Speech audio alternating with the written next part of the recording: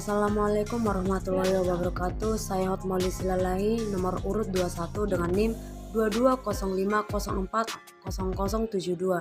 Saya akan membahas sebuah negara dari Asia Tenggara, yaitu negara Myanmar. Republik Negara Myanmar adalah nama resmi negara yang biasa kita sebut dengan Myanmar. Selain itu, negara ini juga dikenal dengan nama negara Burma. Myanmar adalah salah satu negara di kawasan Asia Tenggara. Wilayahnya berbatasan dengan negara Bangladesh dan India di bagian barat laut, dengan Cina di timur laut, Laos di sebelah timur, dan Thailand berada di bagian tenggaranya. Negara ini juga berbatasan dengan Laut Andaman di selatan dan Teluk Benggala di barat daya. Wilayah negara Myanmar adalah yang terbesar di Semenanjung Indochina, dengan luas wilayahnya sekitar 676.578 km persegi. Ibu kota dari negara Myanmar adalah kota Naypyidaw. Sejak November 2005 sebelum kota Naypyidaw, ibu kota negara Myanmar berada di kota Yangon dan oleh pemerintahan junta militer kemudian dipindahkan. Sistem pemerintahan Myanmar. Sistem pemerintahan negara Myanmar adalah kesatuan parlementer republik konstitusional. Negara yang diperintah dengan sistem parlementer dengan badan legislatif bikameral atau dua kamar yang dikenal dengan nama Emila Lutau atau Rumah Kebangsaan sebagai majelis tinggi dengan 224 anggota, dan Paito Lutau atau Dewan Perwakilan sebagai majelis rendah dengan 440 anggota. Sekitar 25% dari jumlah anggota Dewan Legislatif negara Myanmar ditunjuk oleh militer dan sisanya dipilih dalam pemilihan umum. Negara ini dipimpin oleh seorang presiden sebagai eksekutif dan bertanggung jawab kepada legislatif. Sejarah dari negara Myanmar. Bangsa Piu adalah yang pertama diketahui mendiami wilayah Myanmar. Saat ini mereka datang sejak abad kedua sebelum Masehi dan kemudian mendirikan pemukiman Piu hingga sekitar abad ke-9 Masehi. Pemukiman di wilayah ini tumbuh dan berkembang hingga ke seluruh negeri dan wilayahnya dibagi beberapa etnis seperti Piu wilayah tengah dan Mon di sepanjang garis pantai selatan dan pesisir barat, serta Bamar di daratan Bagan atau Pagan. Pada tahun 1886, Inggris memproklamirkan kontrol asas wilayah Burma. Pemerintahan Inggris membawa perubahan sosial, ekonomi, budaya, dan administrasi negara tersebut.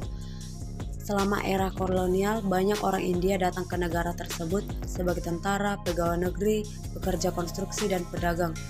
Bersama dengan komunis Anglo-Burma, mereka mendominasi kehidupan komersial dan sipil di dunia. Referendum Konstitusi Myanmar diselenggarakan pada tanggal 10 Mei 2008. Sesuai dengan pengumuman SPDC pada bulan Februari menurut pemerintah militer, konstitusi baru akan memastikan penciptaan demokrasi yang berkembang dengan cepat bagi negara masa depan. Sebagai bagian dari proses referendum, nama negara kemudian diubah dari Persatuan Myanmar menjadi Negara Republik Persatuan Myanmar. Baik, selanjutnya saya akan membahas tentang bendera kebangsaan Myanmar dan lambang negara dari Myanmar. Yang pertama, bendera kebangsaan Myanmar yang berlaku sekarang adalah bendera baru yang diputarkan tanggal 21 Oktober 2010. Bendera baru ini menggantikan bendera sosialis Myanmar yang sebelumnya digunakan semenjak tahun 1974. Bendera Myanmar yang baru terdiri dari 3 warna yang disusun secara horizontal, yaitu kuning, hijau, dan merah. Di tengah-tengah bendera terdapat sebuah bintang segi 5 berwarna putih. Masing-masing melambangkan solidaritas, kedamaian, dan ketenangan, serta keberanian dan ketegasan. Sementara simbol bintang putih berarti persatuan rakyat Myanmar. Yang kedua yaitu lambang negara Myanmar. Lambang negara Myanmar merupakan 2 ekor sinte atau singa mitos yang saling membelakangi. Peta negara Myanmar berada di tengah-tengahnya dan diapit oleh rangkaian ranting zaitun. Pola motif tradisional Burma menghiasi lambang negara ini.